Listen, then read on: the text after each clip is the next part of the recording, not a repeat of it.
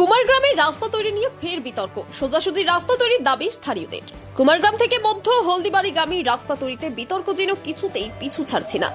ওই রাস্তা নিয়ে নতুন করে ফের বিতর্কের সৃষ্টি হয়েছে। অভিযোগ, কুমারগ্রাম এলাকায় খাস জমিতে থাকা ঘরবাড়ি সরানো হচ্ছে না, যার ফলে কুমারগ্রামে ওই রাস্তার কাজ দীর্ঘদিন থেকে বন্ধ রয়েছে। রাস্তা তৈরির কাজ শুরু করার দাবিতে গত 29শে জানুয়ারি কুমারগ্রামে পথ অবরোধ পর্যন্ত করেন বাসিন্দারা। বুধবার সরকারিভাবে ফের রাস্তা মাপজোক করা হয়। তখন স্থানীয়রা দাবি জানান রাস্তাটি সোজাসুজি কুমারগ্রাম জোড়াই রাজ্য সড়কের সঙ্গে যুক্ত করার।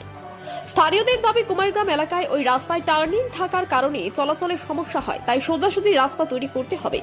যদিও এদিন সরকারি প্রতিনিধিরা রাস্তা মাপজোক করে চলে যান। ঘটনাস্থলে উপস্থিত ছিল কুমারগ্রাম থানার পুলিশও।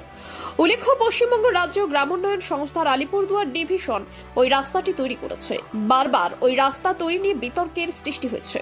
এলাকার সাধারণ মানুষ চাইছেন অবিলম্বে রাস্তাটি তৈরি করা হোক। Bureau report, UB live news. খবর যখন আমরা তখন। ঠিক করে দাও, আমাদের রাস্তা চাই না। কি চাচ্ছেন এখন? কোন দিকে রাস্তা কোন দিকে চাচ্ছেন? রাস্তা আমরা সোজা যাচ্ছি, তো এইদিকে তো পুরনো রাস্তা। আমরা মানবো না। এদিকে যে কোনো একটা অনুষ্ঠান হোক, প্যান্ডেল হয় বা ইসের উপরে, যাতায়াতের অসুবিধা হয়। এখানে টার্নিং আছে, টার্নিং এ যদি কোনো অ্যাক্সিডেন্ট হয় কেউ দায় নিবে না তখন কেউ। আমরা রাস্তা চাই সোজা। হ্যাঁ।